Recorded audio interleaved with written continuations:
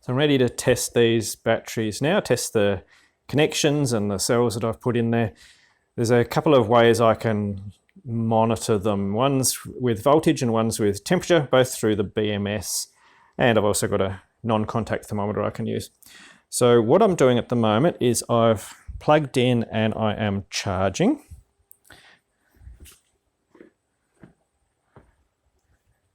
Currently drawing, what's that, 15, 16 amps or so. So that'll be the limit of what the charger can draw.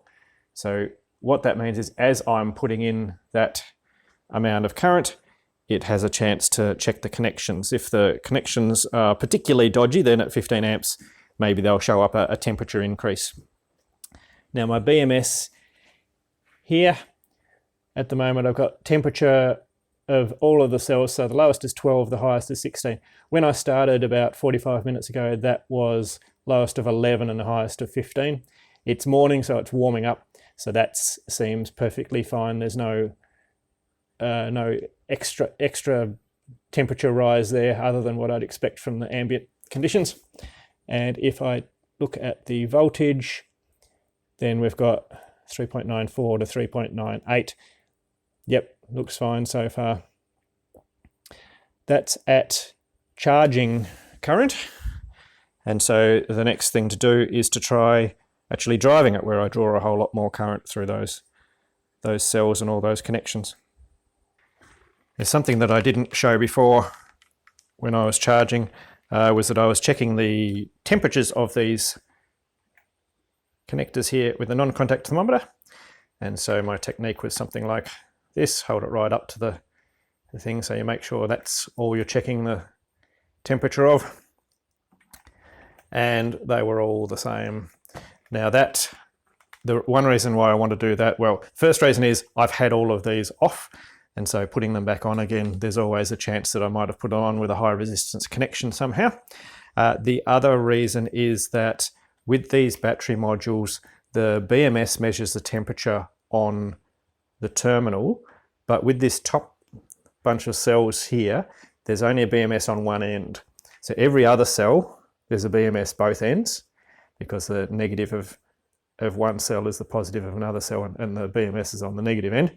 But on the positive end of the module, that means you don't have a BMS module on there. So checking that temperature there is a way of checking a temperature that you don't have through the BMS. The other reason is that I have these cells in here, which I've numbered 1, 2, 3, 4. Those are the ones that I have a slight query about. They have little marks on them. They've not been in the car for the last couple of years because they had these little marks on, and I had others to put in, and so I hadn't had these in for a while. So I want to keep an eye on them, and so the temperature of them with the non-contact thermometer, if I do that on the top of the module there, that's very close in temperature to the modules. There's a layer of foam in between, but otherwise it's contacting it, and particularly the temperature of that connection there. So I'm going to go for a drive now. I've got to show you set up inside the car. So I've got the wire through from the BMS under the bonnet, and we're logging here on the computer screen. And so it logs voltages automatically, and when I press in this button here, it will do a temperature run. And so that will help me keep a monitor of what the voltages and temperatures are doing as I'm accelerating and decelerating and so on. Okay, I'm ready to do my test. I've got the computer laptop set up in here doing some logging. I've got my non-contact thermometer, so I'll go around and check temperatures every now and then with that as well. So first thing to do is turn it on. So far so good. Let's see if it moves. Woohoo! Go all the way up to the end of the driveway first. Now, when I was charging, I was putting in about 15 amps. This is drawing maybe 20.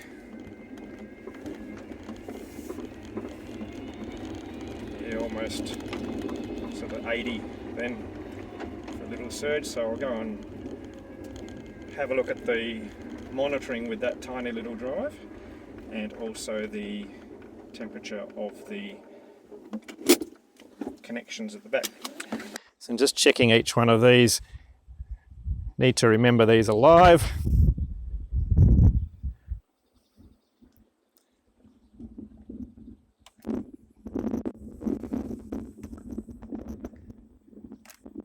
So that's given me a good idea. They're all about 14, 15 degrees.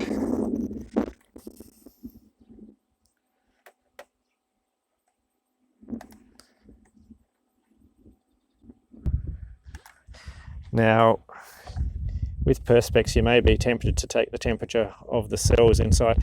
That's the temperature of the Perspex. Perspex doesn't let infrared through.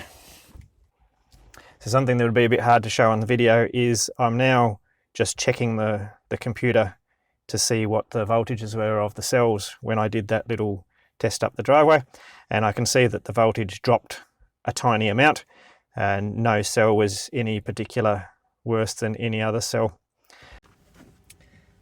Okay, ready to go for the next little run. Let's just go down there and turn around and come back up the hill. It's about 100 amps going down the hill.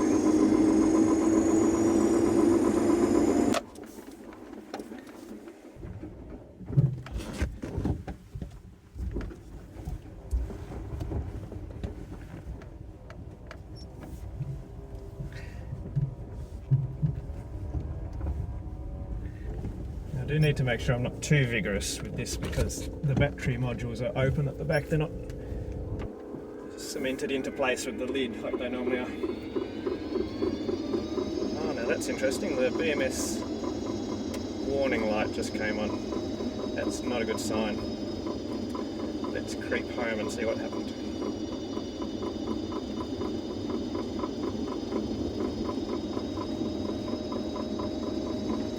It could be that a cell has gone low voltage. It's the most likely cause, I imagine, which would seem rather odd, but let's have a look. That alarm has now cleared. I wonder if it's a communications problem. Now I'll get out and have a look. Go back into the garage and have a look. So my BMS monitor, I need to go under the bonnet to see what it's actually saying. Inside I've just got a flashing light for the alarm. So at the moment it's saying everything's dandy. But in here it should have a fault log. Here we go, we had fault 8, which was from cell 18.4.37. Interesting. So what it's saying now is 0 fault. No, so 0 is no fault. And then fault 8 on cell 18, fault 8 on cell 4, fault 8 on 37, fault 8 on 18. Those are the last few logs. Let's go look up what 8 means. Here's our user manual. So number 8 is cell very low volts, which means we've gone straight past the cell low volts, straight into very low volts. It sounds unlikely for a cell. Let's go and have a look at the logging I was doing. Now, if you look at the graph first, you can see there are some very low volts, and you can tell from there which cell it is. If you go back to the table view, you can see exactly the voltages that were measured. If you can see, I've highlighted here, I've got it automatically highlighting the lowest cell voltages. And so we can see, up the top we've got the cell number, which means this first one on line 35 there is cell number 1 has gone down to 2.36 volts. We've also had cells numbers 6, 8, 22, 23 and 25 do the same thing. Now the 2.36, that's the lowest that the cell can report. It can't go any lower than that. And there's several of them that are 2.36. Oh, it's just the 2 actually, and all the rest are low but not that low. Now the curious thing here is that they have been perfectly fine. So say number 1 there, 3.94.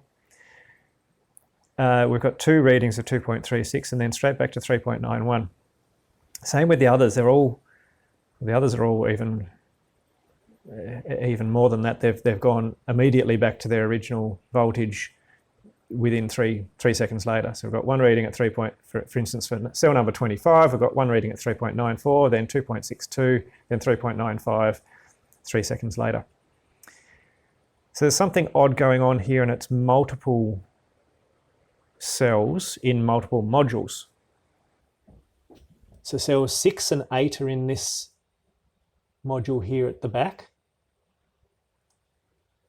And then 22,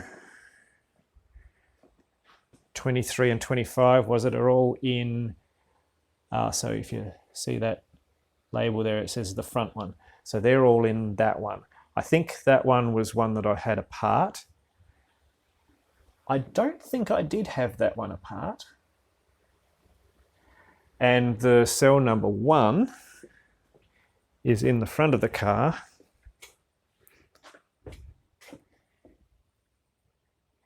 And so it says number 1 down there. So that's inside that battery module that's underneath the controller. That one's one of the worst battery module to get to. I'm going to go and try this run again. Same place I went last time. See if we get the same results.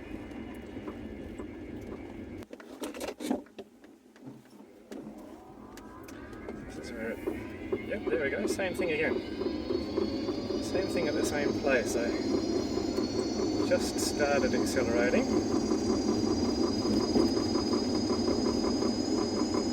It's interesting, this time it's saying fault 5, which is pack over volts. Doesn't seem terribly likely.